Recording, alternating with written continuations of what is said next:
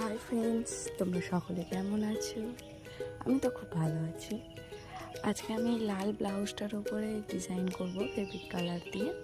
এই ব্লাউজটা আমার মায়ের, অন্যদের করে দিচ্ছি আর আমার মাকে না করে দিলে তো চলে না, তাই না?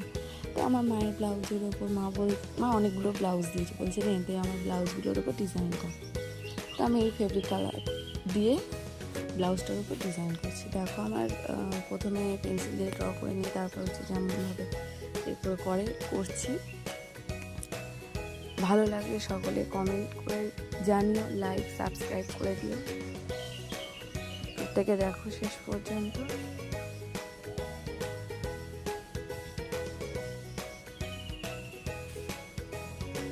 আশা করি সকলে ভালো লাগবে। প্রত্যেকে কমেন্টে জানিও কেমন লাগছে। আর যদি তোমরা কেউ নিজেরাও করতে চাও করতে পারো।